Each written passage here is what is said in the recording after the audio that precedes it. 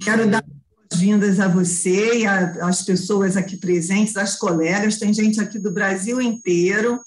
E tem o Cristóvão, que nem é do Brasil, que ficou sabendo e veio aqui. Então, seja bem-vindo você também, Cristóvão. Sou brasileiro, só que eu moro fora do Brasil. Pois é. Sou de Teresina. E ele deve ter ficado sabendo do evento, porque eu pedi para a Carolina, para a Luzi Claire, para o grupo divulgarem. Então, ele ficou sabendo do evento e veio. Seja bem-vindo. Tem colegas de outras sociedades, como a Nelma, que está sempre aqui com a gente, tem a Giane, que também está sempre aqui com a gente. Bem, a Ana Flávia é integrante da rede de historiadores, eu não sei como é que fala, historiadores e negros, professora historiadoras negras e historiadores negros. Isso. É professora do Departamento de História da UNB e coordenadora da Regional Centro-Oeste do Grupo de Trabalho Emancipações e Pós-Abolição da ANPUNG. A Ana também fez parte de um documentário que eu recomendo a todos vocês, um documentário que está na Globoplay, se eu não me engano, que se chama A Última Abolição. É um documentário muito interessante, eu gostei muito, que tem vários colegas assim que são lideranças importantes no Brasil, dentro do movimento negro.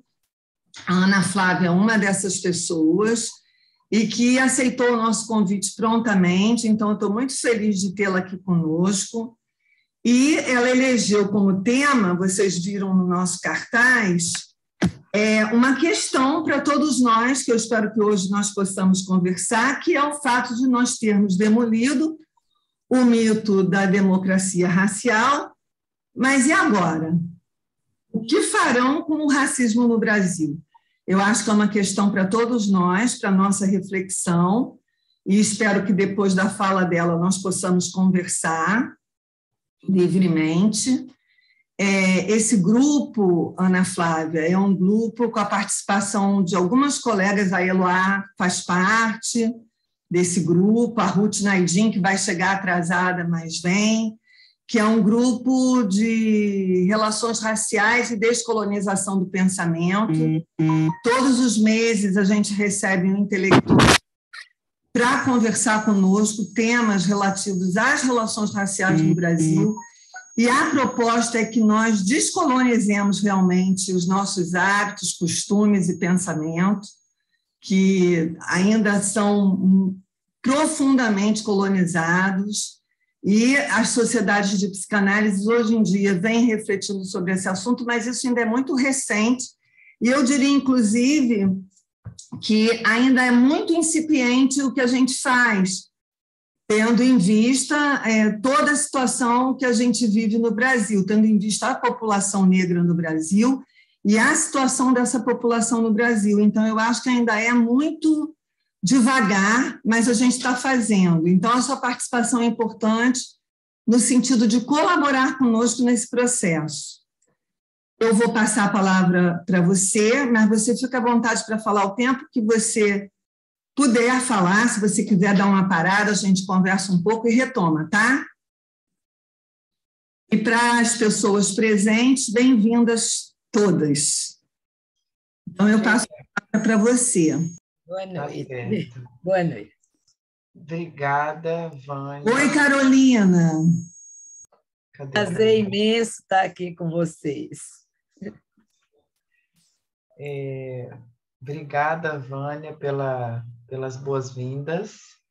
Eu acabei de ver que chegou uma pessoa que para mim também é muito querida, que é a Sônia, nossa grande referência ali na UERJ, né? Fico com Sônia Beatriz. Tudo bem? Boa noite, gente, tudo bem? Sônia, não repara meu olho de panda, tá? Eu estou no terceiro dia de sintomas de Covid, então, enfim. Minha voz também Minha linda como voz sempre. também não é tão, sei lá, isso que está aparecendo, porque minha voz está saindo, enfim, por um lugar que não é o normal dela, mas eu fiquei muito mobilizada pelo convite e considerando que, apesar de estar num momento de fragilidade, ainda mais hoje à tarde, eu fui informada de que vão ter que me aturar por mais algum tempo. Falei, a gente descansa um pouco, bebe água e vai lá para a gente propor mais do que uma palestra, a gente propor um diálogo, tá? É uma conversa, né, de alguém que tem bastante interesse por esse trabalho, né?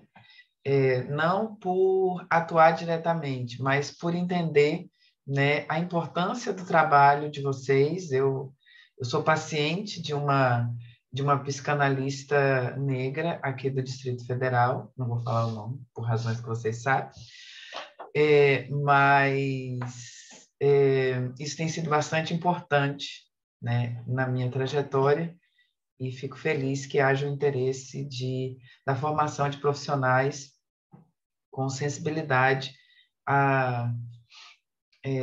para essa dimensão da subjetividade de indivíduos e coletividades numa sociedade como a brasileira, né?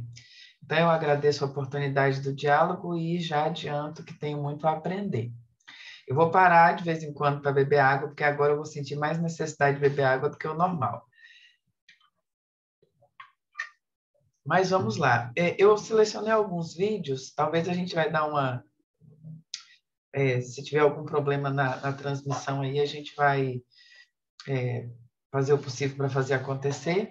Eu tenho certeza que vai ser transmitido com tranquilidade. O segundo, que eu já não sei, mas a gente vai ver, né? A gente vai ver o que vai acontecer. Bom, eu construí aqui um roteiro e eu vou acompanhar justamente para não correr o risco de também me perder no cansaço.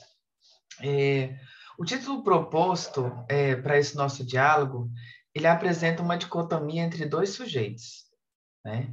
Nós e eles. O título, não é demais lembrar, demolimos o mito da democracia racial. O que farão com o racismo no Brasil?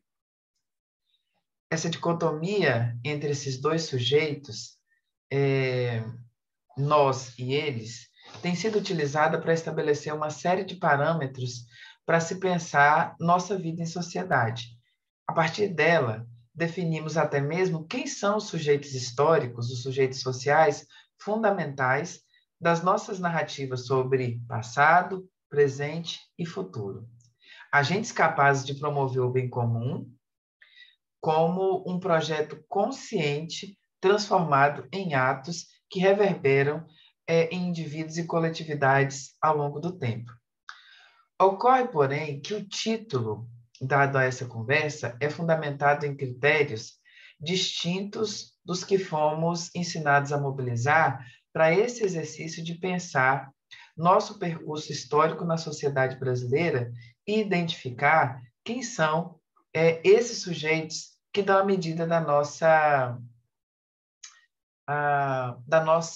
identidade, né? Nossa identidade nacional, né? Da nossa identidade como povo, da nossa identidade, talvez como povo não, né? Porque nem todo o brasileiro não necessariamente se sente confortável em ser povo por razões históricas, né? O brasileiro médio. Mas, enfim, algo que dá a medida daquilo que é positivado nas nossas narrativas.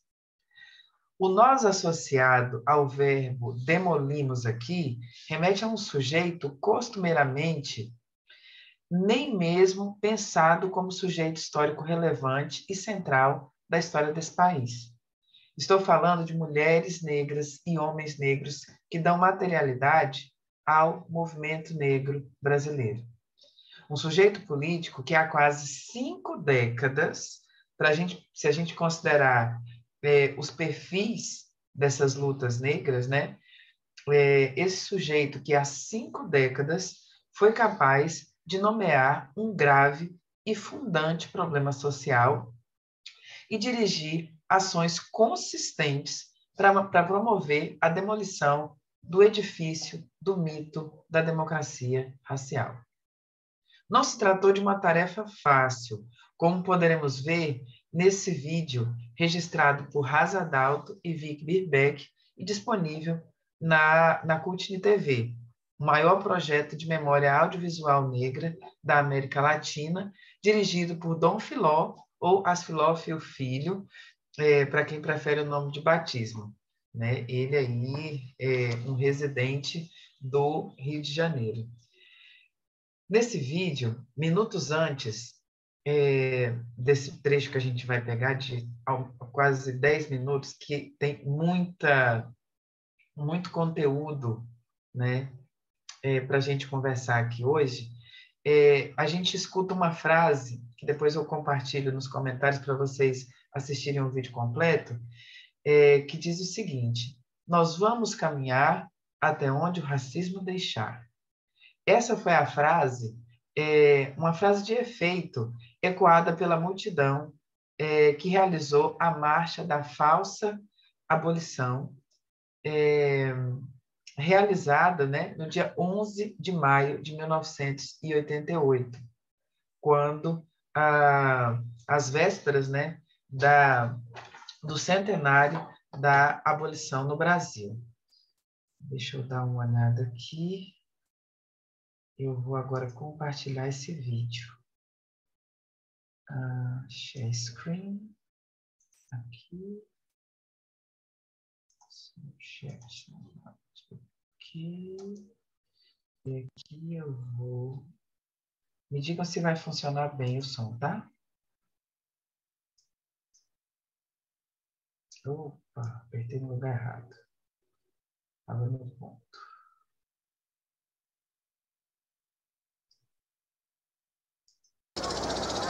Da máscara da nova república, da máscara do exército, que estará na central do Brasil. Unido derrota o racismo, o povo unido derrota o racismo, o povo unido derrota o racismo, o povo unido derrota o racismo. Eu queria informar que está presente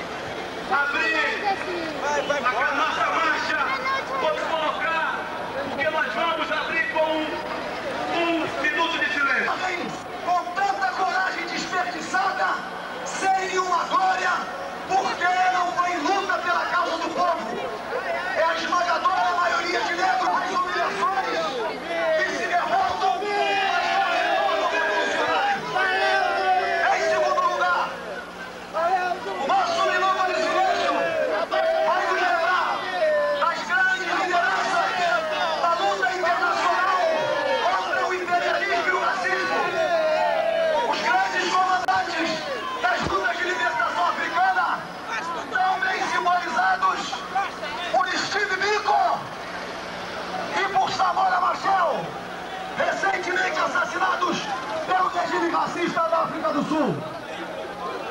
Minha gente, entendeu? Filma lá no meio. A luta de Zumbi é de nós. Zumbi foi nosso primeiro herói assassinado. Muitos outros nos seguiram.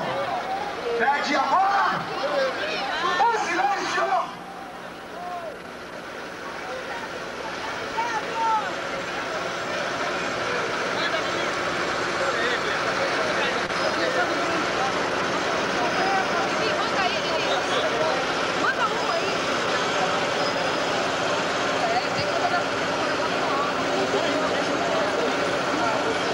Nossa marcha, minha gente!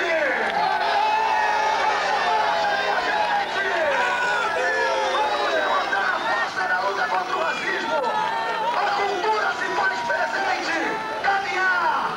Vamos caminhar! Vamos nos deixa caminhar contra o racismo! A luta continua! A luta continua!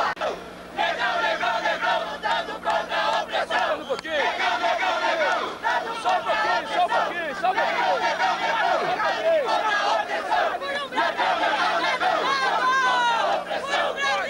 negão, lutando contra a opressão. Negão, negão, negão, lutando contra a opressão. Negão, negão, negão, lutando contra a opressão. Negão, negão, negão, lutando contra a opressão. Negão, negão, negão, lutando contra a opressão. Negão, negão, negão, lutando contra a opressão. Negão, negão, negão, lutando contra a opressão! Negão, negão, lutando contra a opressão. Negão, negão, negão, lutando contra a opressão. Negão, negão, negão, lutando contra a opressão. Negão, negão, negão, lutando contra a opressão. Abaixa o racismo! Agora! Já! Abaixa o racismo! Agora! Já! Abaixa o racismo! Agora! Já! Abaixa o racismo! Agora! Já! Abaixa o racismo! Agora! Já! Abaixa o racismo! Agora! Já! Abaixa o racismo! Saiam da frente do carro de som!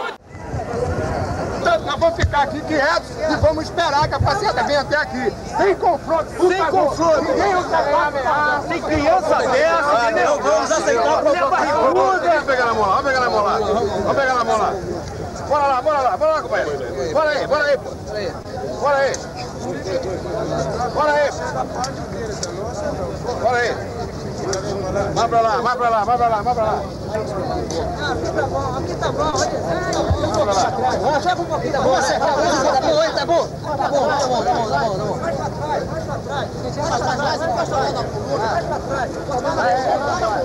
Força da abolição tá aí, ó! O negro tem que viver na favela, empurranado pela polícia! Valeu, Adalto, obrigado.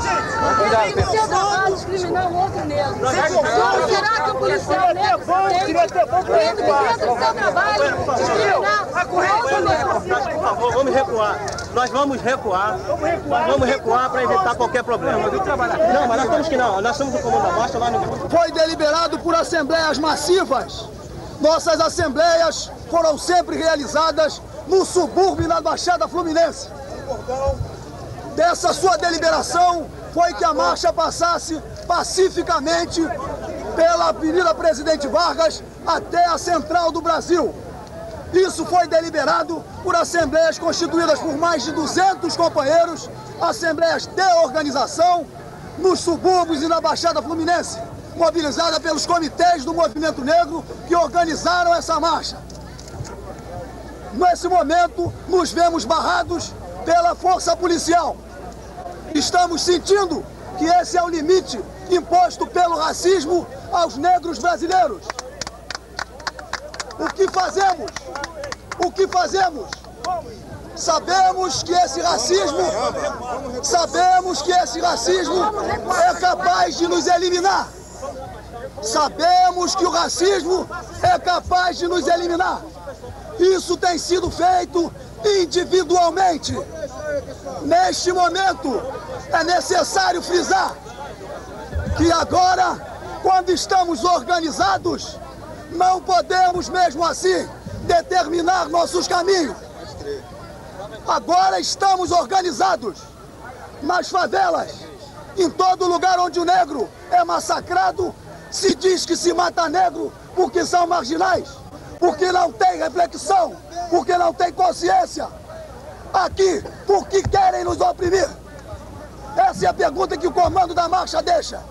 Por que aqui querem nos oprimir? Nós que sabemos que nossa marcha deve ser pacífica. Isso é uma humilhação que o mundo inteiro tem que ver. Mas nós somos responsáveis. Nós somos responsáveis.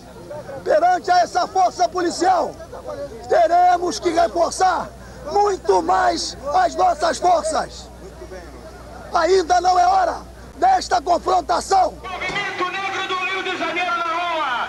Tição, Tizil é o povo do Brasil. Tição, Tizil é o povo do Brasil. Tição, Tizil é o povo do Brasil. Tizil é o povo do Brasil. Tição, Tizil é o povo do Brasil. Bata a mão no macho e bata. Seja seu próprio feito, mas só assim.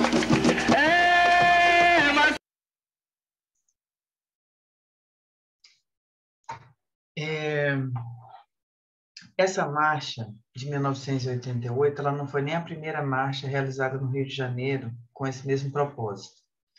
Em 1983 já tinha acontecido, em 1986, né? Com efeito, essa marcha, ela marca, né, uma possibilidade indiscutível de intervenção do movimento negro, né, na proposição de debate público, na disputa de uma narrativa de maneira mais expressiva, né, mais eloquente, né. Nesse momento, né, a despeito de toda a negociação feita previamente com a Prefeitura do Rio de Janeiro, etc., a marcha não conseguiu chegar, né, ao monumento de Zumbi dos Palmares como estava previsto, né. Todavia, essa imagem, né, essa frase de efeito, vamos caminhar até onde o racismo deixar, ela teve mais força de promover constrangimentos, né, a respeito do não disfarce, da não timidez do racismo, interditar ações políticas negras por cidadania, liberdade, direitos humanos, do que uma descrição de como o movimento negro se comportou. Porque, efetivamente, né, de 1988 para cá, nós temos assistido uma série de ações públicas por meio de marchas ou por meio de outros tipos de intervenção indisfarçáveis do movimento negro, né, que tem ido além dos limites que o racismo estabelecia para nós, como segmento, como sujeito político dessa sociedade, né? Eu acho muito interessante que esse vídeo traz uma série de elementos que a gente poderia pensar, né, por que eles foram bastante mobilizados ou eles foram negligenciados, né? A camiseta com aquela fotografia, né, que articula uma imagem da escravidão no século XIX e aquela fotografia de recuperação de trabalhadores, resgate de trabalhadores, no que hoje nós chamamos de situação análoga à escravidão, né, dizendo que no centenário nada mudou, vamos mudar, né, essa convocação. A gente tem a imagem de uma série de ativistas, né, que ainda seguem na ativa, outros não, nesse vídeo, né, uma moça, para muitos anônima, que não continha a emoção de estar naquela manifestação, se afirmando, né, como não só indivíduo, mas parte de uma coletividade que dizia não, né, e que, inclusive, se conectava a lutas transnacionais contra o racismo, que efetivamente convocava uma percepção não de uma dicotomia entre a sociedade brasileira e o apartheid na África do Sul, mas de de uma conexão, né, com práticas de exclusão. Essa imagem também de um policial negro, né, que é apontado como um dos grandes problemas, né, dessa manutenção da opressão racial.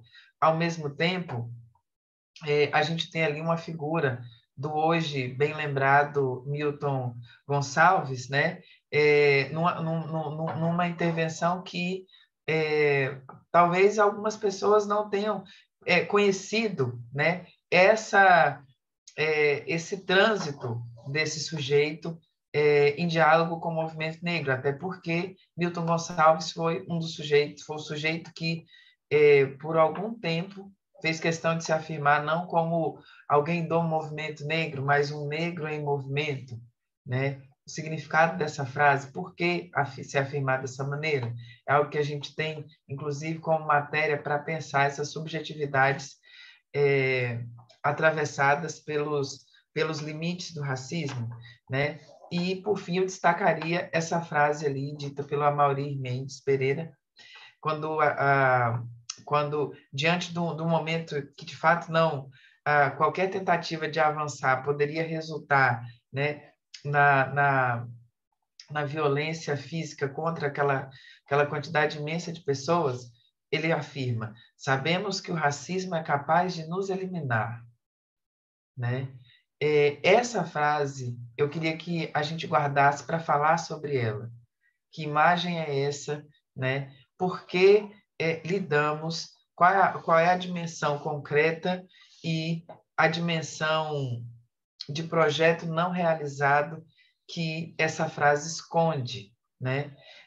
Isso como algo importante para a gente perceber o alcance dessas lutas, desses sujeitos que parecem não existir coletivamente e ao longo do tempo. Mas, como sugerido antes da exibição do vídeo, a geração de ativistas que hoje tem entre 65 e 85 anos foi capaz de nomear o problema do racismo contra o qual a população negra tem sido atravessada ainda, né, desde o período escravista, momento em que nem toda pessoa negra viveu legalmente como escravizada, nem por um período, nem durante toda a vida. As experiências de liberdade e de cidadania negra, aliás, elas são um tema que me parece essencial para lidarmos com a segunda frase que compõe o título dessa conversa: o que farão com o racismo no Brasil? O sujeito dessa frase, né, remete, né, nessa chave de uma dicotomia provocativa a todos, todas e todes que não estiveram diretamente envolvidos no feito histórico contido na primeira frase. Demolimos o mito da democracia racial. Tanto que estiveram nessa condição, tanto por desconhecimento, imperícia ou mesmo por compromisso com a manutenção da ilusória defesa da harmonia racial brasileira, explicada, por exemplo, pela frase: no Brasil não existe racismo porque o negro sabe o seu lugar. Frase, inclusive, que é difícil, embora haja a imputação de uma autoria, ela certamente é algo que compõe, né, o domínio público, um patrimônio, né, o patrimônio cultural brasileiro que nós precisamos aprender a chamar, né, a qualificar o racismo. Ou seja, se a gente não entende, não assume que o racismo tem sido tratado como um patrimônio que mobiliza a defesa de vários segmentos dessa sociedade, dificilmente a gente vai conseguir promover, né, a sua despatrimonialização e muito menos a monumentalização do antirracismo como um princípio, né, de construção e gestão da nossa sociedade e de fundamento básico para qualquer projeto de democracia. E, embora sejam muitas as possibilidades de se refletir sobre cidadania na história do Brasil, eu acho que vale a gente assumir algumas perguntas como âncoras, como ancoragem para essa nossa reflexão aqui. Uma primeira pergunta seria: por que faz tanto sentido o uso de expressões como cidadania incompleta, cidadãos de segunda classe, quase cidadão, entre outras, num país como o nosso? Segunda, quais as interdições à cidadania se tornaram tão naturais a ponto de figurarem contraditoriamente como uma espécie de garantia da própria nação, da nacionalidade, como uma base de sustentação daquilo que nós aprendemos a chamar de bem comum, né? Como nós sabemos, aqui a gente já está no mês de junho, né? A nossa independência como nação foi firmada em 1822, em setembro de 1822, sobre a preservação legal de uma intensa escravização de africanos e seus descendentes que duraria ainda várias décadas, né? mais de 60 anos. E não é demais dizer que ela sobreviveu na ilegalidade após 134 anos de abolição. Haja vista, por exemplo, os 58 mil brasileiros que de 1995 para cá foram identificados como vítimas de escravidão, nos termos desse trabalho análogo à escravidão.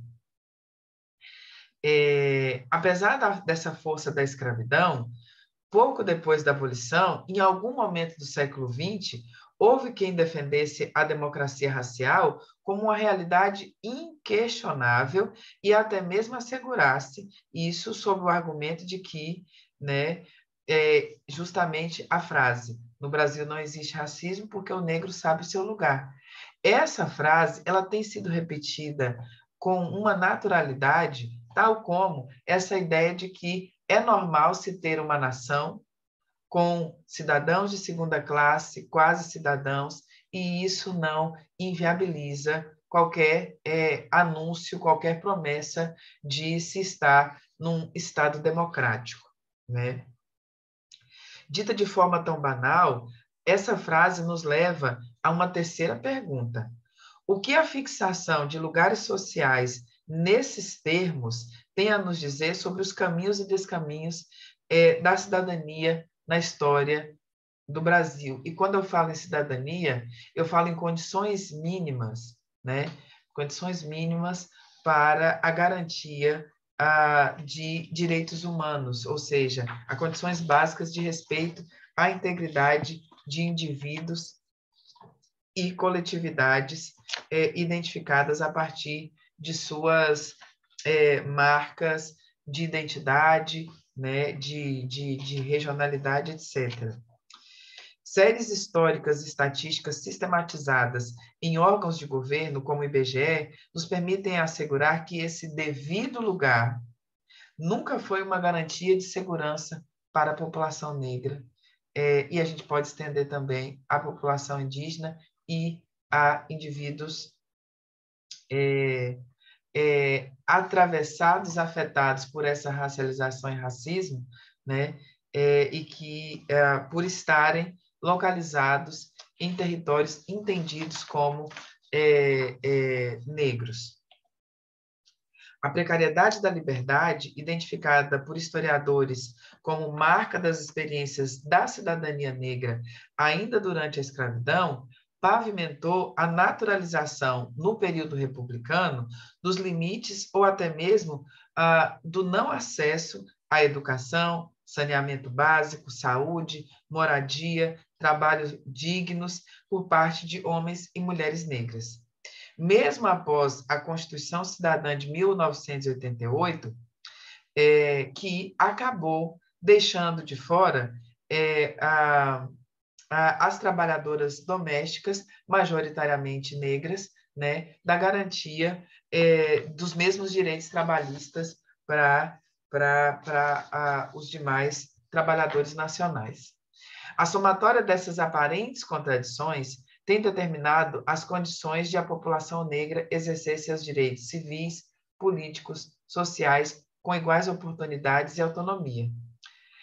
nesse momento em que a gente lida, né, que vem desde o ano passado, né, com esse bicentenário, que em alguma medida há setores que tentam fazer dele algo que também se tentou fazer com o centenário da abolição, né? Enquanto uns diziam, né, e dizem ser difícil localizar os negros nesse debate, né, nessa experiência histórica, sob o argumento de que nós e os nossos não teríamos formulado projetos de nação, é importante registrar o que a Coalizão Negra por Direitos declarou no manifesto emitido em pleno contexto de explosão da pandemia de Covid-19 em 2020. Abre aspas. Não há democracia, cidadania e justiça social sem compromisso público de reconhecimento do movimento negro como sujeito político que congrega a defesa da cidadania negra no país. Não há democracia sem enfrentar o racismo, a violência policial e o sistema judiciário que encarcera desproporcionalmente a população negra. Não há cidadania sem garantir a redistribuição de renda, trabalho, saúde, terra, moradia, educação, cultura, mobilidade, lazer, participação da população negra em espaços decisórios de poder. Não há democracia sem garantias constitucionais de titulação dos territórios quilombolas e o respeito ao modo de vida das comunidades tradicionais, sem contaminação e degradação dos recursos naturais necessários para a reprodução física e cultural. Não há democracia sem o respeito à liberdade religiosa. Não há justiça social sem que as necessidades e os interesses de 55,7% da população brasileira sejam plenamente atendidos. Fecha aspas. Com efeito, a ação política negra em defesa da cidadania não é um fenômeno recente, nem que remete à marcha de 88, à década de 80, nem mesmo obviamente, a declaração da Coalizão Negra por Direitos. Ela deve ser pensada, né? É preciso que a gente invista na ampliação do nosso repertório, de modo que a gente reflita sobre essa agência negra, desde pelo menos, né, que uma ideia de cidadania brasileira começou a ganhar corpo, né? Não existe como já registrou, né, o intelectual, ativista e fotógrafo Januário Garcia, existe uma história do povo negro sem o Brasil, mas não existe uma história do Brasil sem o povo negro. E como observa, né, a historiadora Hebe Matos, no livro Escravidão e Cidadania no Brasil Monárquico, quando a independência do Brasil foi formalizada, o país respondia pela maior população de gente negra livre e liberta das Américas. Ou seja, mesmo após a Revolução do Haiti, que antes de garantir sua independência em relação à França já havia abolido a escravidão no lado ocidental da ilha de São Domingos, o Brasil já contava com uma população negra numerosa, tão numerosa, a ponto de nos permitir pensar paralelos transnacionais, não apenas no que diz respeito à longevidade da escravidão, mas também a respeito do caráter fundacional do que hoje temos aprendido a chamar de racismo na formação da cidadania brasileira e da própria região. Se a gente pensa continente, se a gente pensa no mundo atlântico, se a gente, inclusive, amplia, né, esse jogo de escalas. Um exemplo, um exercício que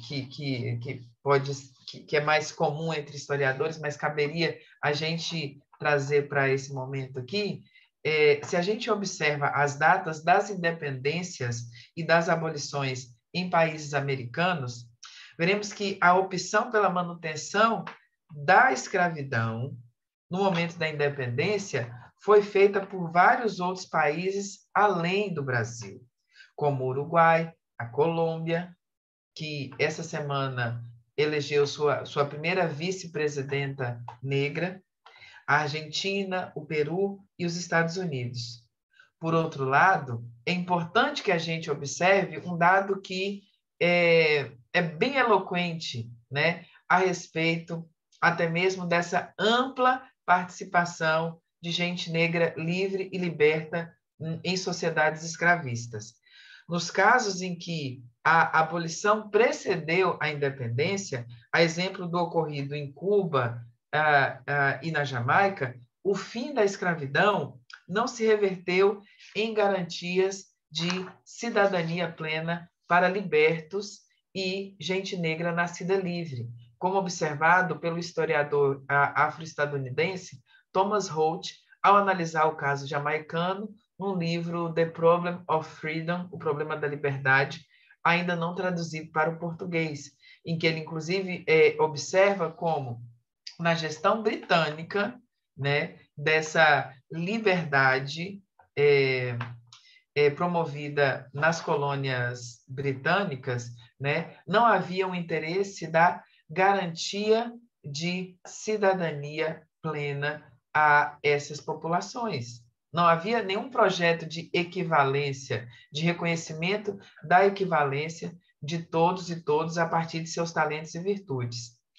O entendimento de que a experiência negra não se resumiu à escravidão, mesmo durante o período escravista, portanto, é uma questão sensível na história do Brasil, e a falta de familiaridade com as informações dessa natureza foi historicamente construída, e ela tem impactos na maneira como nós lidamos com sujeitos negros, brancos, indígenas e de outras cores e raças, né, na atualidade, né? Tem um dado, né, que eu estou bem frisando aqui, essa maneira como a gente tem uma marca da escravidão, mas que a gente precisa lidar com ela de uma outra maneira, a gente pode, inclusive, pensar a partir de números que todo mundo sabe, remetem a pessoas, e pessoas remetem a possibilidades de subjetividade.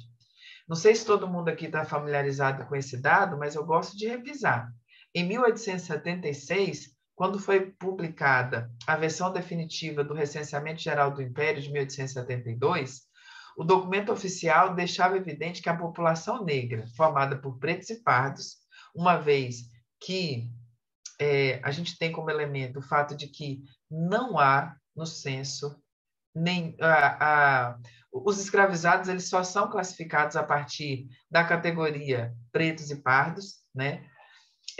Nesse documento ficava evidente que a população negra não se limitava ao 1,5 milhão de escravizados. Homens e mulheres livres e escravizados, ou seja, pretos e pardos somados, correspondiam a 58% do total da população. A despeito da mestiçagem, ou por força dela, o Brasil era uma nação cujas marcas da ascendência africana se faziam explícitas no corpo de sua gente. Curiosamente, as múltiplas experiências da liberdade negra sobre as quais esses números nos convidam a pensar passaram ao largo, né, dos comentários da época e da maioria dos estudos sobre a história do Brasil até bem recentemente. O estabelecimento de uma matriz dicotômica, né, de uma matriz narrativa fixada nesses termos dicotômicos, livres ou escravos, contribuiu para que o primeiro se tornasse sinônimo de pessoas brancas e o segundo encapsulasse a vida de homens e mulheres de origem africana que viveram em solo brasileiro até a abolição e até mesmo depois. Mais do que apenas um produto da ação de memória, Sidney Chalhoub, no livro A Força da Escravidão, Ilegalidade e Costume no Brasil Oitocentista, analisa a precariedade da liberdade negra já na primeira metade do século XIX e demonstra como era comum nas práticas cotidianas e ao arrepio do Código Criminal do Império de 1830, tomar uma pessoa negra como escravizada até que ela se provasse livre, estabelecendo, inclusive, práticas sistemáticas, né, de reescravização de libertos e escravização de gente negra livre, ao arrepio da lei e com o apoio de agentes do Estado, algo que se classifica como prevaricação. O historiador argumenta que essa associação era orientada por dinâmicas de racialização e racismo de longo alcance, que nem sequer eram inauguradas no século XIX, mas que vinha dessa gestão do corpo social que se constituía a partir dos tensionamentos e das expectativas de domínio e gestão, né, de indivíduos e grupos que, inegavelmente, eram racializados e hierarquizados a partir dessa racialização. Trata-se de uma dinâmica de tão longo alcance que, a despeito do que pode ser lido nas tabelas censitárias e em inúmeros outros documentos, é comum deparar ainda hoje com pessoas que acreditem que a população negra acessou a liberdade no 13 de maio de 1888, né? Inclusive sem saber direito o que fazer com suas próprias vidas, despreparadas para a sociedade livre da escravidão. Isso alimenta, por exemplo, o equívoco segundo o qual, antes da abolição, pessoas negras não teriam reivindicado direitos de cidadania e formulado outras possibilidades, né, de desenvolvimento, né, de desenrolar, né, dessa sociedade que já na Constituição de 1824 dizia que seus cidadãos deveriam ser medidos por seus talentos e virtudes e que jamais cumpriu essa promessa. Esse enquadramento, como sugerido, se articula com outros não menos refutáveis, né?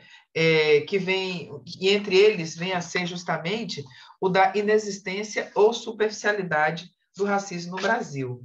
A negação do preconceito de cor ou ódio de raça, expressões presentes no vocabulário do século XIX, como um traço da nossa sociabilidade, firmou-se como um encaminhamento necessário para os projetos de nação forjados pelas elites brasileiras ao longo do tempo, sobretudo diante da necessidade de disfarçar certos impulsos de negação da humanidade e da cidadania plena a amplos segmentos da população.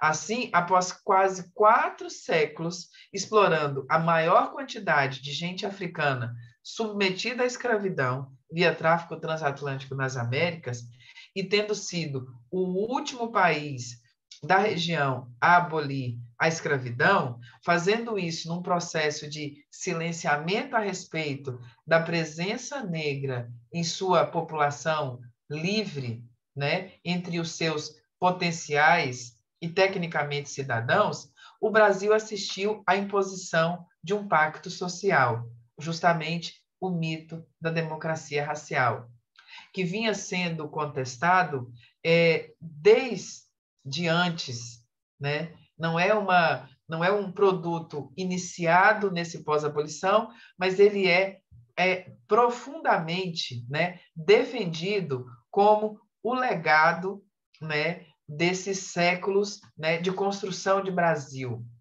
né? Mas é importante perceber que essas denúncias dessas interdições, elas vêm sendo feitas, né, seja por meio de experiências de imprensa negra, de associativismo negro, como as irmandades religiosas, como os terreiros de candomblé, como as associações de trabalhadores, né,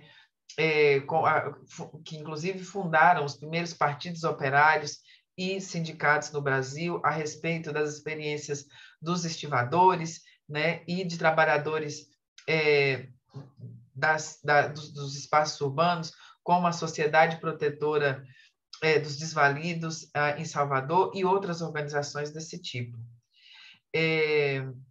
Mas, a despeito de todo desses esforços de gente negra, mas em decorrência dessas políticas de memória e dessa negação da agência histórica de gente negra, a população negra no imediato pós-abolição passou a ser tratada como a expressão residual de uma fase superada ou em vias de ser, né? Podendo existir sob a tolerância paternalista e a repressão atenta de governantes e agentes do Estado que diziam trabalhar para o progresso de todos, mas que, na verdade, operacionalizavam dinâmicas de exclusão, como identificado por Jerry Dávila, em Diploma de Brancura, Política Social e Racial no Brasil, onde ele analisa a estruturação do sistema educacional brasileiro na primeira metade do século XX. Isso é algo que tem paralelo, inclusive, com a maneira como essas mesmas elites trabalharam com a existência dos povos indígenas ainda no início do século XIX, né? Ainda no início do século XIX, né, por falta de uma possibilidade de existir como de fato, se apresentavam em suas experiências, em seus percursos históricos, povos indígenas foram registrados em textos como se deve escrever a história do Brasil, do alemão von Martius, publicado no jornal do Instituto Histórico Geográfico Brasileiro. Os povos indígenas seriam povos de tão frágil matriz civilizacional que estariam em plena ruína, né, ali na década de 1810, 20, período, inclusive, em que ele esteve no Brasil, né? Foi ocupando, mas é interessante que foi ocupando o terreno da cidadania que foi sendo atualizado o modus operandi do conservadorismo brasileiro, né? Fundado nessa centralidade do sujeito masculino, branco e concentrador de renda, né? Que ordena essa negação da humanidade, né? E da condição de sujeitos históricos a negros e indígenas, e, ao mesmo tempo, precisa manifestar, né, publicamente, pelo menos em algum contexto, né, certa simpatia relativa a quem ele efetivamente rejeita como condição para se manter no poder, né? Para isso, nega as violências praticadas e busca subdimensionar a existência de todos e todas que não se encaixem, né, nos seus caprichos. O desmonte do racismo, com efeito, né, nos coloca uma questão, né? No momento em que não se é possível mais negar o racismo, a gente efetivamente passa a conviver não com a emergência do racismo, mas, em muitos casos, né, a desobrigação de esses mesmos sujeitos que promovem práticas de genocídio via violência direta, violência contra a vida ou por meio de projetos de embranquecimento, esses sujeitos têm mais margem para defender ideias e posicionamentos que muitas vezes eram compartilhados, né, apenas na intimidade dos pares. Uma dinâmica que vem sendo reorganizada e atualizada não surpreende que muitas e muitas de nós leiamos no tempo presente, leiamos o tempo presente nos termos de uma abolição inacabada ou de uma falsa abolição, porque isso, inclusive, é o que, por muito tempo, sustentou, né, a ideia de que nós não teríamos o problema do racismo como algo fundante, estrutural, mas algo que é a necessidade de resolver, de promover reformas, né, em episódios que não foram completados, que nos colocaria problemas que são relativos parciais. Acontece que tanto negar, né, esse alcance do racismo, quanto ficar preso à ideia de que a escravidão explica os problemas que nós enfrentamos hoje, né,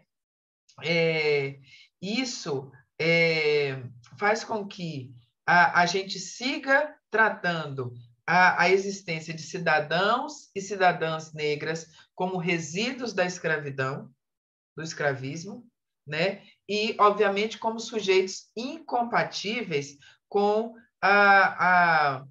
o que se propõe, né, ao se falar sobre cidadania, né? E isso, obviamente, nos impede de romper com os vícios, né? Os vícios profundos de exclusão, né? De exclusão e interdição de humanidade. Eu acredito ser imprescindível voltar nossos olhares para o passado, a fim de observarmos como, a despeito da precariedade, a liberdade e a cidadania negras no Brasil eram fartamente assinaladas e marcantes bem antes do fim da escravidão e nesse pós-abolição. Essa incompatibilidade entre pessoas negras e as imagens da liberdade, elas são um sintoma desses esforços de sequestro da nossa condição de sujeitos históricos, políticos, cidadãos e humanos. Assim, mais do que posicionar as origens das vulnerabilidades da população negra estritamente na escravidão, nós precisamos reposicionar a nós mesmas e a nós mesmos no que diz respeito à nossa capacidade de analisar historicamente a sofisticação do racismo brasileiro, que apaga sujeitos, nega e naturaliza a barbárie e, portanto, interdita caminhos para que o enfrentamento ao racismo seja visto em sua centralidade em qualquer iniciativa de promoção de cidadania e direitos humanos. Algo que, inclusive, tem feito com que, em muitos casos, em vez de tratar o problema, a gente culpabilize os sujeitos vítimas da exclusão. É tão curioso como isso é recorrente que até ontem à tarde eu tinha separado um outro exemplo para a gente fazer um exercício aqui. Mas aí, assistindo o jornal hoje, né, ontem saiu uma matéria sobre informalidade e precariedade do trabalho e dos trabalhadores no Brasil em 2022, né? E eu gostaria de compartilhar, essa é uma matéria de 4 minutos. Vamos ver se eu consigo aqui. Vamos ver aqui. Primeiro eu tenho que compartilhar. Só me tira uma dúvida. Deu para escutar bem da outra vez? Deu para escutar perfeitamente. Deu para assistir e escutar. Você tinha me enviado uma mensagem, mas eu só vi agora. Tá bom. Ver perfeitamente. Vamos lá, ver se eu consigo compartilhar aqui o vídeo da Globoplay. Estou com medo de não dar, mas vamos lá. Pelo menos vamos tentar. Me digam aí. Eu vou começar aqui. Não foi possível. Espera aí, vamos ver se ele vai aqui. Não me deixa. A Globoplay é um problema. Vamos ver. Eu vi essa matéria hoje à noite.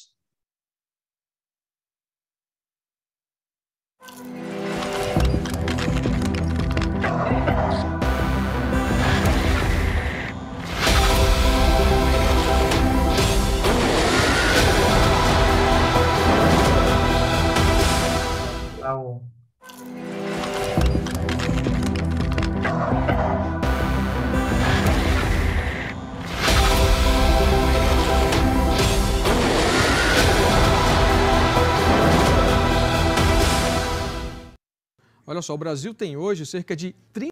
Vocês estão ouvindo? Sim, sim. Estão vendo também? Dá para ouvir e ver. 38 milhões de trabalhadores na informalidade ou com um vínculo empregatício frágil. A maioria dessas pessoas... Desculpa, é que eu apertei o lugar errado.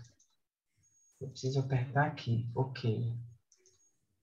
Pessoas ganham apenas para sobreviver e não tem... Desculpa. Vai, agora vai. Olha só, o Brasil tem hoje cerca de 38 milhões de trabalhadores na informalidade ou com um vínculo empregatício frágil. A maioria dessas pessoas ganha apenas para sobreviver e não tem nenhuma seguridade social. A Ângela queria ter acordado cedo hoje para trabalhar, mas ela veio até a sede da Central Única das Favelas, em Heliópolis, São Paulo, buscar uma cesta básica. São 2 anos sem um trabalho registrado. Hoje a gente não pode ficar escolhendo muito, né? Aquilo que abriu espaço, se a gente souber trabalhar, a gente está indo tranquilamente. A única renda da Ângela vem de bicos e ela não é a única do bairro nessa condição. Esse carrinho de reciclagem é do seu João. Ele está sentado ali na frente, não pode se movimentar muito porque acabou de fazer uma cirurgia. Faz 2 anos que o seu João perdeu um emprego com carteira assinada.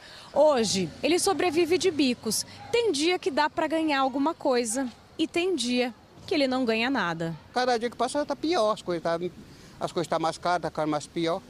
Uma pesquisa feita pela Fundação Arimax, B3 Social e Instituto Veredas definiu 4 grupos de trabalhadores informais. A Ângela e o João se enquadram em um perfil classificado como informal de subsistência.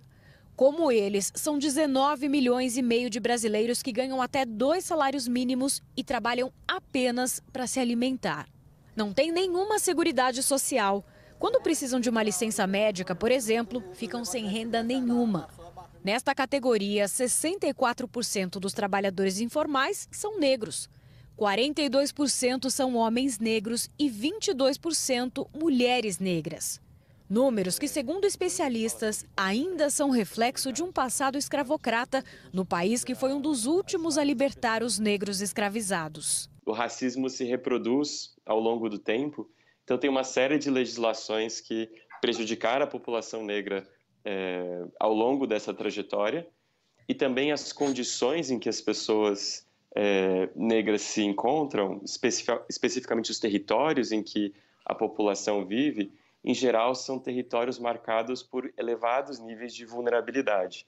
Os outros grupos são os informais com potencial produtivo, como uma cabeleireira ou um mecânico que trabalham sem registro.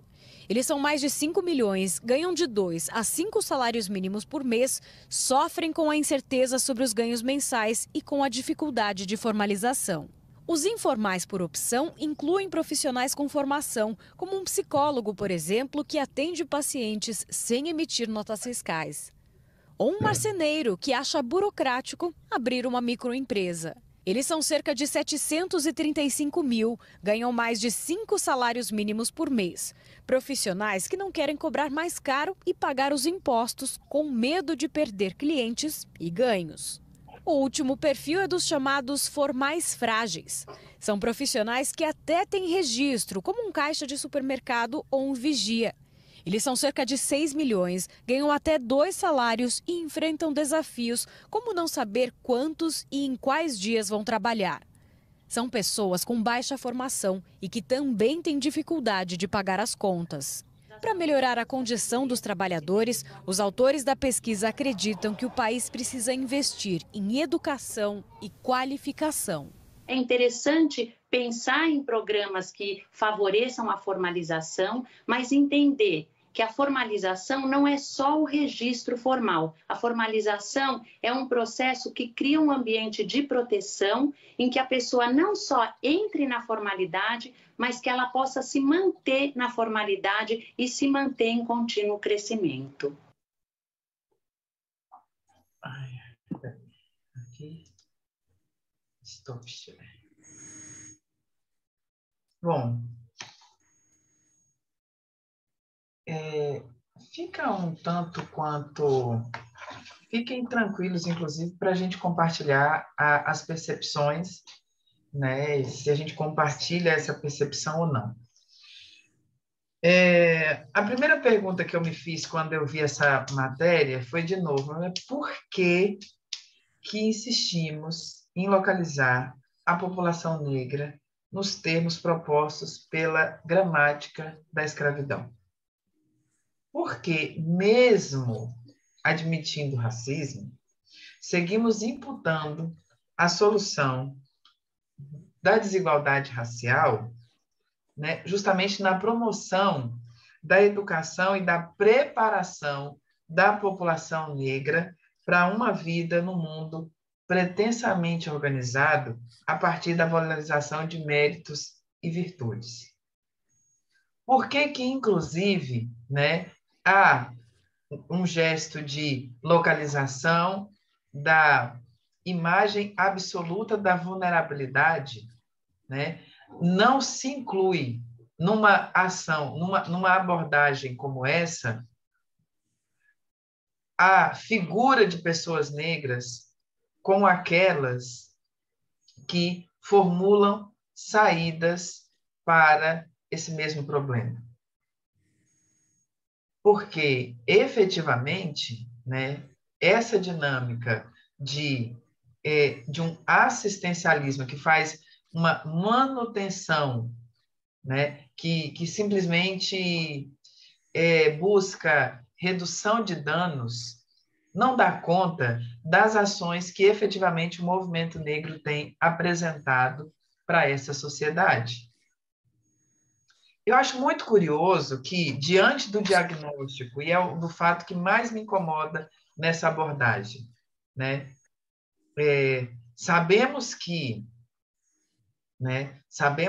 a educação tem sido um projeto, uma dimensão dos projetos de luta contra o racismo no Brasil, protagonizados por gente negra, desde o século XIX. Isso é algo que tem ficado muito evidente nas pesquisas, né, de um campo que foi anunciado, inclusive, que são os estudos de emancipações e pós-abolição, né? Mas é curioso como que nesses projetos, né, a educação ela é apresentada como uma ferramenta para enfrentamento do racismo, que segue existindo com ou sem o nosso acesso à escolaridade, aos ambientes de trabalho, né, e a todo o repertório de bens e serviços dessa sociedade que se diz democrática.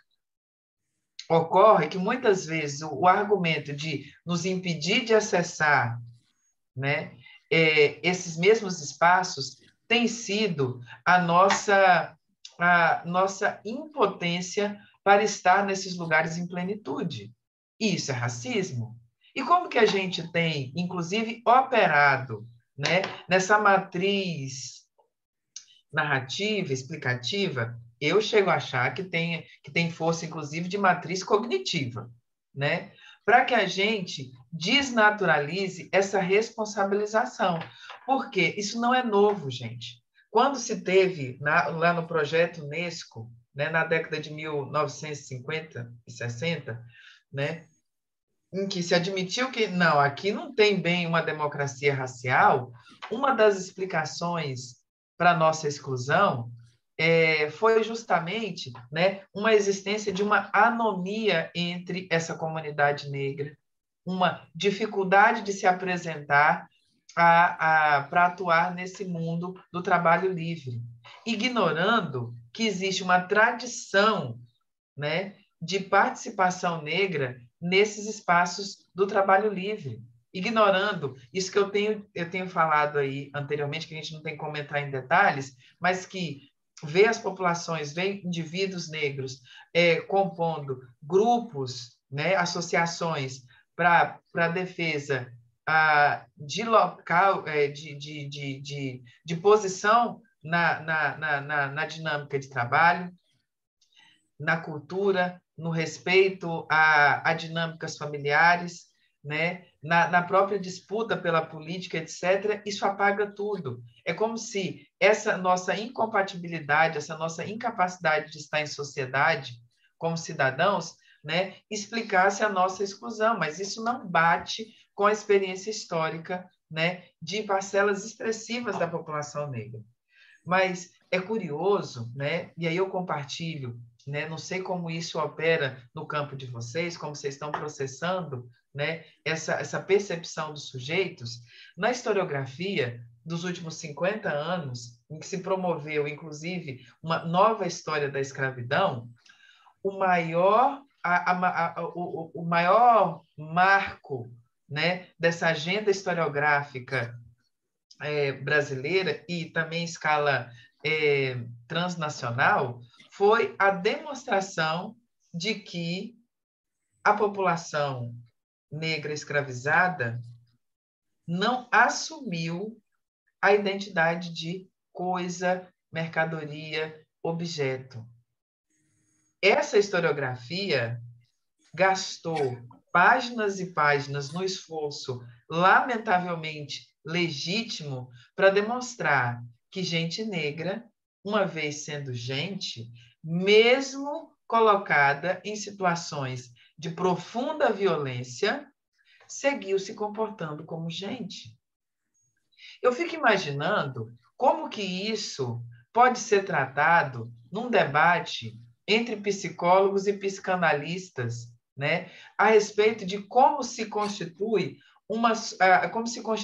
a subjetividade de uma sociedade que tem esse tipo de fratura na hora de observar indivíduos e grupos tão expressivos, né, como é a população negra, como também não deixa de ser os povos indígenas e outros grupos, né, desumanizados por meio dessas políticas de memória e dessa gestão de um racismo muito perverso, de amplo alcance e de difícil dissolução, né?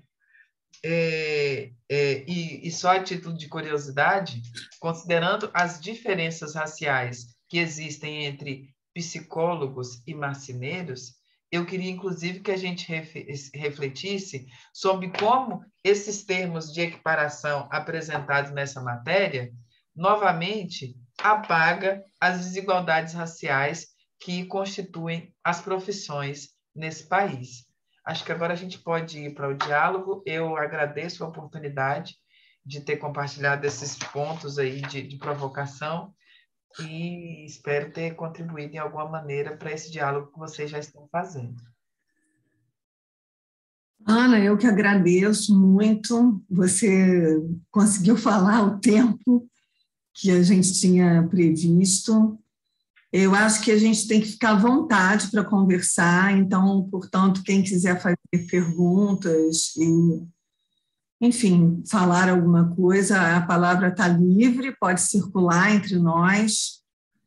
Eu acho importante que a gente converse. Eu não conhecia o documentário que você apresentou, eu acho que seria interessante você deixar para nós no chat o nome. Eu participei dessa marcha, e participei com o pessoal que hoje compõe Crioula, com Jurema Werneck, Lúcia Xavier, e eu vi que ali na primeira fila tinha Zósimo Bulbul, Jurema Batista, e Jurema Batista, eu não sei se naquela época ela já era vereadora, depois foi deputada, mas foi a segunda deputada negra, depois da Benedita, foi a segunda, e depois da Jurema Batista, levou 15 anos para que outra pessoa negra fosse eleita, que foi a Marielle. Então, eu fiquei emocionada ao assistir, porque nós não conseguimos chegar no Monumento do Zumbi e no documentário não mostra o nível de violência, porque os policiais foram extremamente assintosos. Eles empunhavam armas, né, cacetetes, e estavam prontos para partir para o confronto. E muita gente foi abandonando por medo mesmo de seguir em frente. Então, eu não conhecia o documentário, achei emocionante. Eu mesma falo dessa marcha como uma das coisas mais importantes da minha vida, porque foi muita emoção marchar com pessoas negras de todos os níveis sociais. Ali estavam presentes figuras assim muito importantes da sociedade, pessoas comuns, simples, trabalhadores, e eu guardo assim na memória esse dia. Começou muito cedo, a concentração começou às 14h, e vocês veem que ali já era noite. A palavra está aberta, vocês podem perguntar, comentar.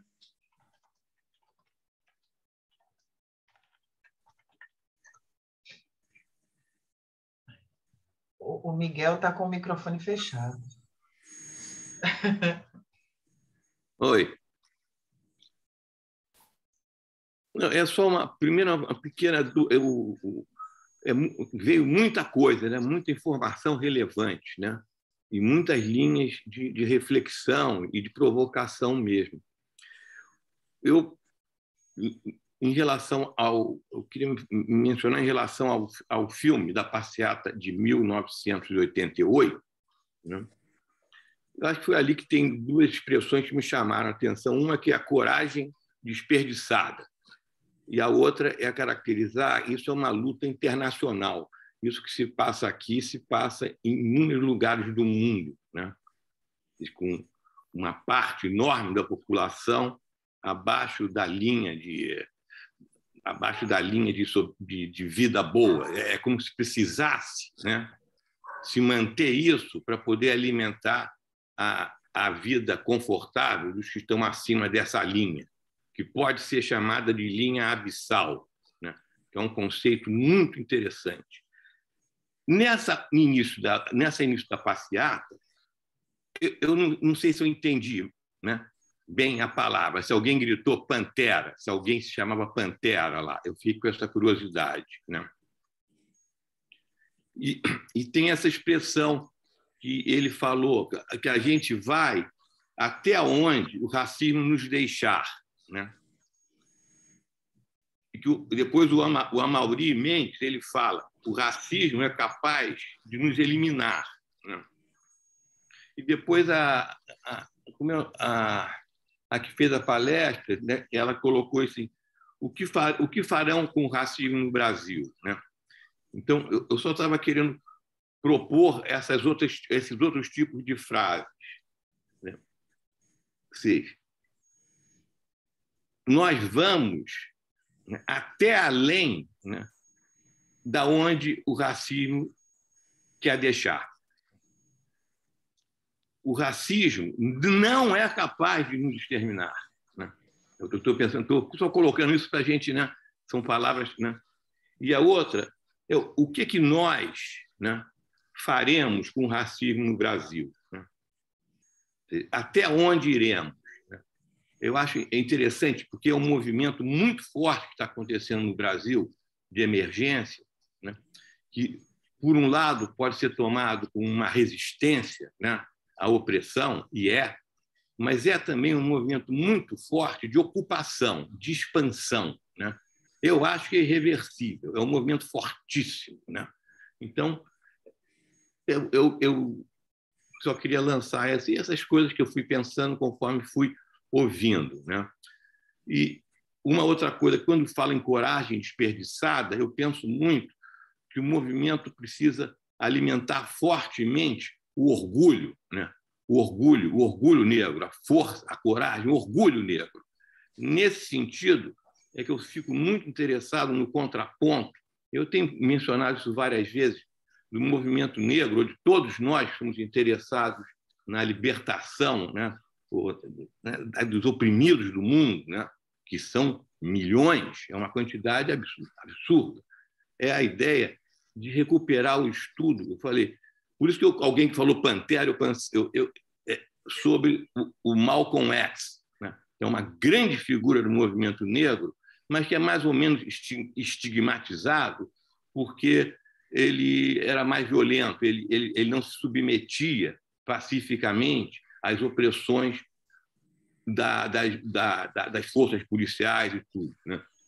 E tem, inclusive, um documentário que, por acaso, eu estava vendo hoje, me apareceu, que é da Agnes Varda, sabe? Agnes Varda, né? Se chama Black Panthers, né? Que é sobre uma passeata, um movimento deles para reivindicar, né, a soltura de um líder negro que estava sendo preso. Eu acho muito interessante se resgatar essas figuras, né, porque eu acho que é muito difícil, né, não haver confronto, né, porque essa expansão crescente, né, é muito difícil não haver confronto, né? Eu acho que não é assim pagar na mesma moeda, mas, por exemplo, é poder reagir à humilhação, reagir quando tem o seu próprio direito. Tem que encontrar forças para isso, né? Não estou dizendo que de repente, um movimento assim quase suicida atacar a força policial. Não é isso, né? Mas eu acho que a palavra de ordem poderia ser essa, né? O racismo não é capaz de nos exterminar, né?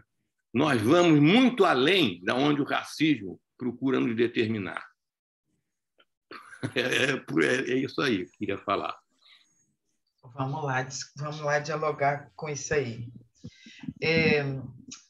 A proposta mesmo dessa fala, ao evidenciar que isso que está sendo, que a gente consegue enxergar nesses registros da década de 80 ou do século 21, com a Coalizão Negra por Direitos, não começa aqui. Portanto, a gente já tem caminhado para além de onde o racismo previu desde quando se construiu, quando se fundou essa nação. A gente não pode deixar de considerar que, pelos projetos formulados ali no início do século XX, a gente já está há mais de 10 anos desmentindo um prognóstico de que, por força da mestiçagem e de outras práticas de genocídio, a população brasileira já seria fenotipicamente branca. E hoje, o Brasil é a maior nação negra fora do continente africano e a segunda nação negra do mundo. E aí, quando a gente pensa, então, nessa frase, o que farão com o racismo no Brasil? Obviamente, né, eu propus esse diálogo sobre essas dicotomias entre nós e eles, porque eu quero realmente provocar a quem não se constituiu sujeito na luta antirracista como eles. Não somos nós. E esse lugar desconfortável de outro é algo que... Vocês são psicanalistas, vocês sabem muito bem do que eu estou falando. O quanto que o inferno é o outro, muitas vezes, né? E é nesse lugar do inferno que eu quis propor a discussão. Por quê? Considerando a maneira como nós fomos socializadas e socializados, as pessoas não negras ou pessoas que não entenderam, não se constituíram nessa luta antirracista, conseguem viver uma experiência de ser um nós, cuja medida desse nós não é dada pelo sujeito hegemônico, é possível se sentir confortável a partir de uma imagem de sujeito em que a afeição é uma pessoa negra, uma mulher negra, um homem negro. Isso é um grande desafio, né, para a nossa sociedade. E isso passa não por um apelo nacionalista, mas passa, inclusive, por perceber como foi preciso e como foi existente, né, foi efetiva ações insistentes, cotidianas, não só cordiais, de enfrentamento ao racismo, que nos trouxeram até aqui. Quando eu falo, somos uma nação em que a população negra livre era expressiva, quando não majoritária, entre todos os negros, bem antes da escravidão acabar, e a gente não consegue falar sobre o que esses sujeitos fizeram, e eu te digo que essa gente existiu, inclusive denunciando preconceito de cor e ódio de raça, falta para nós um repertório que é fundamental e que não vai ser resolvido não indo atrás dessa imagem de uma radicalidade que ela tem inspiração externa. Vânia falou, inclusive, né, de uma organização que muita gente pode passar ao largo, que é crioula. O que a gente sabe sobre as ações nada amistosas de crioula, que não necessariamente precisou pegar em armas contra o racismo brasileiro? Por que a gente pressupõe uma apatia, uma ideia de que e os negros no Brasil eles se acomodam muito rápido? Por que a gente mobiliza essa imagem? Né? Não sei se um dos lemas do Movimento Negro Unificado, fundado em 1978, é reaja à violência racial. Os sentidos de reaja à violência racial, embora eles não tenham, eles não necessariamente eles são alimentados por Malcolm X, mas tem uma dimensão de luta transnacional, em que reagir implica operar por todos os meios necessários que as pessoas dispõem. E não é por acaso que, por exemplo, né, recentemente a gente assistiu Marighella, né? Marighella foi um sujeito negro, inclusive dentro desses dilemas da racialidade brasileira, um sujeito negro que sabia das suas origens, sabia das peculiaridades da sua existência, ainda que nos termos interditados do racismo brasileiro, né? Que efetivamente fez luta armada, mas a gente não associa a Agência História de Marighella a uma tradição de luta. Essa imagem mesmo que nós temos sobre os quilombos, que é equivocada, que a gente só pensa em quilombo como um espaço bélico, né? Isso é um equívoco, mas essas estratégias de manutenção e preservação do território usa esse repertório que Miguel acaba de levantar como importante. Mas a gente não opera. A desumanização que o racismo produziu contra pessoas negras cega a gente de tal maneira, dessa variedade de agência histórica, que a gente fica sempre na expectativa de que o sujeito histórico negro, o sujeito social negro ainda está por vir. Né? E isso a gente precisa tensionar. Mas eu vi que tem mais gente que levantou a mão, eu vou ficar por aqui, a gente continua na conversa. Olha, tem duas pessoas, a Ruth Naidin pediu a palavra e a Nelma. Ruth. Não, já passou muito tempo, eu não sei nem mais falar o que eu tinha querido saber. Não vai, passa, pode falar, Nelma. Se eu conseguir formular, eu pergunto. Ana, eu não pude assistir toda a tua fala hoje, porque eu tive problemas com a internet que logo começou, mas, na medida que voltou, eu vou até me autorizar, até a partir de uma outra fala que eu escutei, acompanhei sua, numa outra instituição, falando sobre a questão, e que me chamou muita atenção a ênfase e a impressão, eu queria que você, né, o deslocamento como historiadora que você vem dando numa leitura da questão do racismo.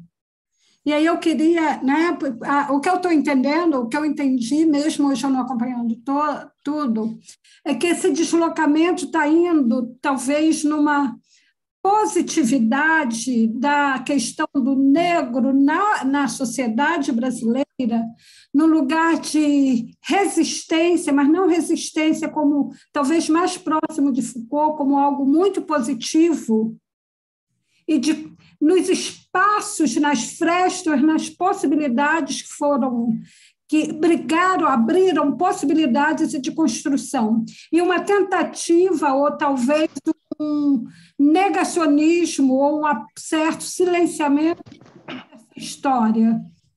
Né? E aí eu queria te ouvir um pouco mais isso, e talvez pegando esse termo resistência, não nessa dimensão de uma positividade e de algo de afirmação da vida. Quando você fala, e é fato, e a gente vê que a população negra, o Brasil, né, a população negra é maior, né?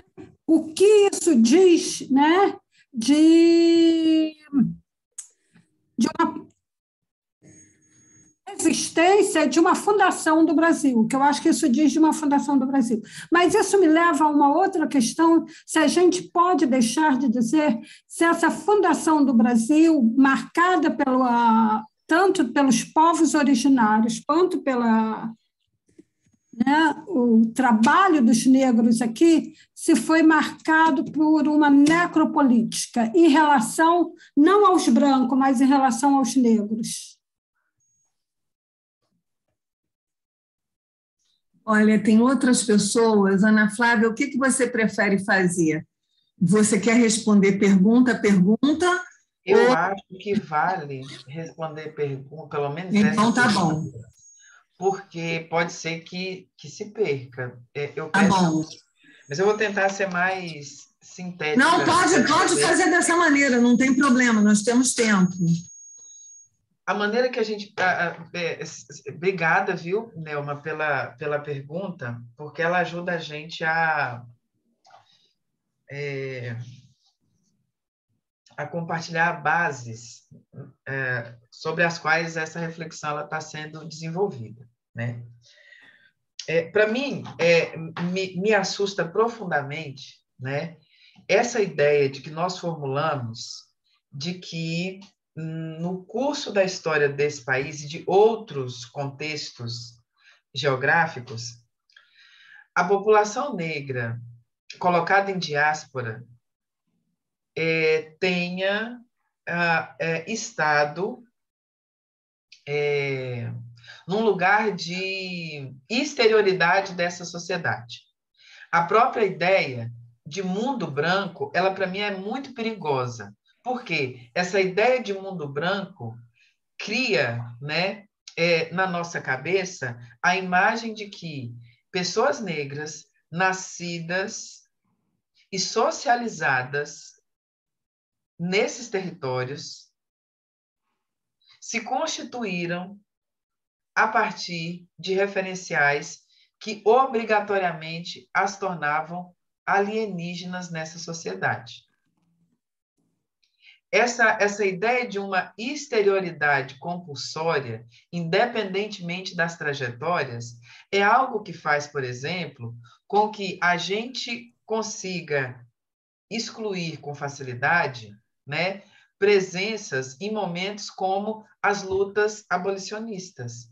A gente aprendeu a pensar o fim da escravidão como uma ação de homens brancos, com uma participação especial da princesa Isabel, né, dessa figura feminina, mas uma ação de homens brancos, com homens brancos, para os interesses de homens brancos. Isso, inclusive, moldou uma ideia de abolicionismo no singular, como se o único projeto de saída da escravidão que se tinha para essa sociedade fosse essa que vingou. Isso, inclusive, apaga a agência de uma imensa possibilidade de lutas abolicionistas que viam no fim da escravidão a condição imprescindível para que gente negra livre e liberta não fosse submetida à reescravização ou escravização ilegal, né? Essa ideia, inclusive, faz com que muita gente observe um sujeito como Machado de Assis, André Rebouças, Chiquinha Gonzaga, e a gente vai observando, né, a nossa própria presença, né? O meu fazer historiográfico hoje, né, ele muitas vezes ele é lido como algo externo à historiografia. A própria ideia de uma literatura negra hoje, ela é entendida, muitas vezes lida como uma prática de escrita ou tutelada ou externa. Isso nos sequestra a condição de sujeitos da modernidade, da contemporaneidade. Isso precisa ser contestado porque, se por um lado é inviável pensar um mundo branco, no sentido de que há o monopólio, né, do que a gente entende sobre a ideia de justiça, liberdade, igualdade, né? Se isso, ao mesmo tempo, produz isso não se sustenta porque, né, a Revolução do Haiti, as lutas por realização de promessas de cidadania, elas não se deram apenas nos termos propostos por esse segmento limitado, branco, que promove colonialismo, né, e estruturação desigual da sociedade. A própria possibilidade de o epistemicídio não ter vingado na sua totalidade tem a ver com essa nossa condição de sujeito desse tempo. Então, contestar o racismo é justamente evidenciar que o tal mundo negro tem sido algo que tem inviabilizado a barbárie projetada na ideia de mundo branco. É nisso que a gente precisa investir, porque essas constantes negações, né, da dimensão de sujeito pleno para a pessoa negra tem impedido a visualização de experiências históricas. E essa falta de lastro histórico com base em sujeitos completos, com capacidade de análise e intervenção, tem nos obrigado a fixar, tanto no passado quanto no presente, gente negra na ideia que a gente tem de escravo, como o não sujeito. Entende? Isso, para mim, tem sido muito caro, porque quando eu penso nos trabalhos de formação de professores, né, eu percebo, inclusive, a dificuldade dos meus estudantes quando eu falo, nós precisamos abordar a questão das experiências negras na história do Brasil. E aí eu falo, como vocês acham que a gente poderia fazer isso? Meus alunos com formação em história, com muita frequência, dizem para mim assim, então seria importante que a gente fizesse uma oficina sobre cotas. Falei, mas não. Não, sabe por quê? Porque em termos de agência histórica negra, que resultou nas cotas, a gente já teve. O STF já reconheceu a constitucionalidade das ações afirmativas, isso já foi transformado em lei e a gente já está, inclusive, em vésperas de fazer a avaliação dessa política. Agora eu te pergunto, você consegue dizer quais foram os sujeitos individuais e coletivos que geraram essa política pública? Não. Falei, então não vai. Então, aí que está o X da questão. Se você conseguir contar esse episódio em que essas pessoas apareçam como sujeitos e que as transformações promovidas pela ação desses sujeitos não seja atribuída a uma instituição ou a outros indivíduos, a gente está começando a fazer um ensino de história de fato antirracista. Né?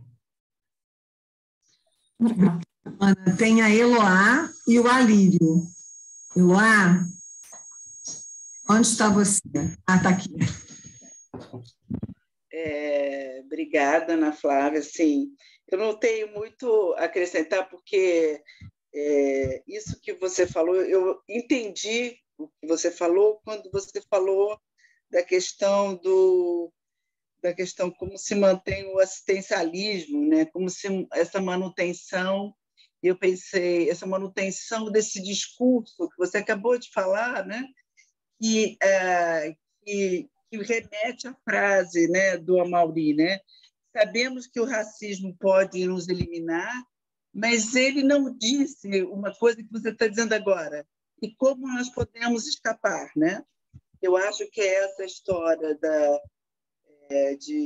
também lembrei do filme do Baldwin, Eu Não Sou o Seu Negro, né? Quer dizer, essa questão do outro, né? Onde eu sei quem é você, né? Eu sei porque eu falo do meu lugar de branco, né? Então eu sei onde eu te coloco, eu sei onde você está, né? Você está falando da invisibilidade, né? Quando você falou que o quanto o movimento negro, né, já trabalhou e faz, e isso não aparece, né? E é uma coisa que me chamou a atenção dessa coisa da Globo, realmente é sempre muito negativo, né? O desemprego, a população negra, isso que você acabou de falar das cotas, né? Mas e todo o resto, né? E toda a coisa que vem ficando caudalosa, né? Porque o movimento, eu entendo que você está falando que o movimento negro não está só o movimento das ruas, né? Está nesse movimento de rede que se formou e que vai, né? E que vai num crescente